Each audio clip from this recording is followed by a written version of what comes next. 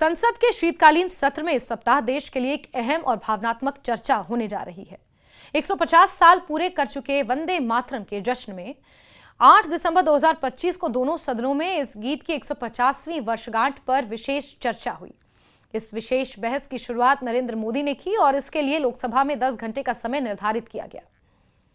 वंदे मातरम सिर्फ एक गीत नहीं, भारत की आजादी की लड़ाई और देश की संस्कृति पहचान का एक प्रतीक है। इसकी रचना बंकिम चंद्र चट्टोपाध्याय ने की थी। यह गीत पहली बार 7 नवंबर 1875 में बंगल दर्शन पत्रिका में प्रकाशित हुआ था। बाद में उन्होंने इसे अपने उपन्यास आनंद मठ में शामिल किया, जो 1882 में प्रकाशित हुआ। बाद में महान कवि रविंद्रनाथ टैगोर ने इसे संगीतबद्ध किया। इस तरह वंदे मातरम स्वतंत्रता आंदोलन, साहित्य और संस्कृति के संगम का एक अमिट हिस्सा बन गया। इसके 150 साल पूरे होने के चलते सरकार पूरे देश में इस गीत को फिर से यादगार बनाने की पहल शुरू कर चुकी है। 7 नवंबर से 1 साल तक ये जश्न मनाया जाएगा, जिसमें स्कूलों, कॉलेजों, अन्य संस्थानों में वंदे मातरम को लेकर गतिविधियां आयोजित की जाएंगी।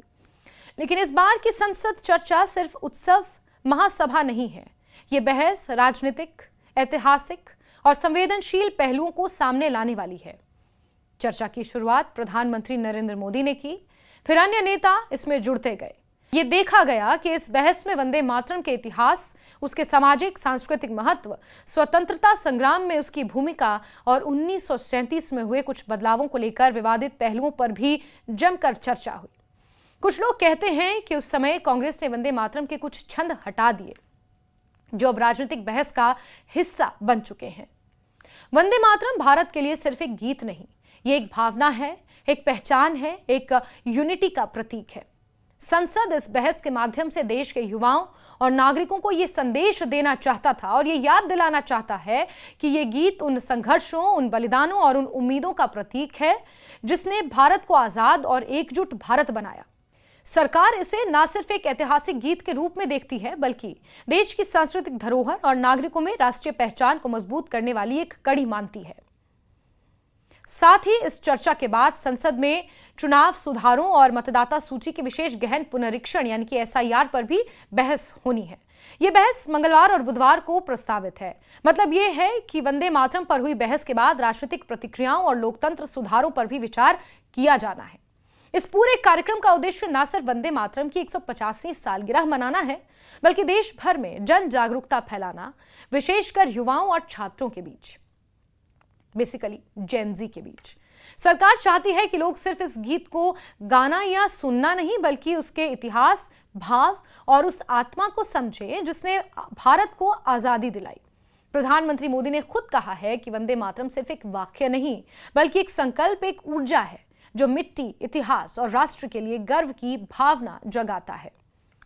लेकिन जैसे ही हर बड़ा कदम कई सवालों और बहसों को जन्म देता है, इस बार भी वंदे मातरम चर्चा से जुड़ी उम्मीद और आशंका दोनों है।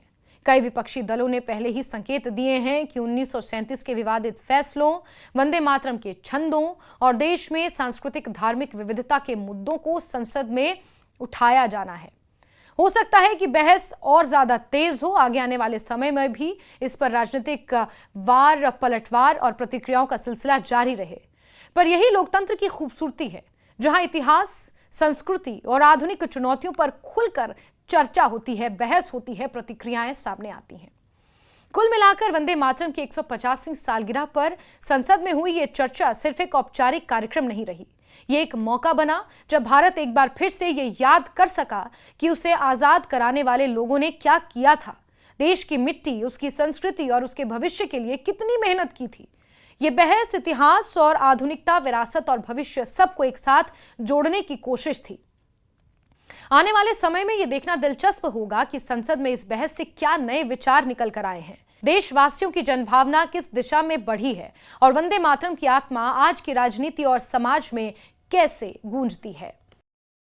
मैं यह अपेक्षा करता हूं कि पूर्व में इतिहास में जो गलतियां हुई थीं, उन्हें छोड़कर, दलगत भावना से ऊपर उठकर, कट्टरपंथी विचारों और वोटों की परवाह न करते हुए सभी दल सामूहिक रूप से इस वंदे मातरम के 150वें वर्ष पूर्ण होने के इस आयोजन में अपने अपने विचार व्यक्त करें और राष्ट्र के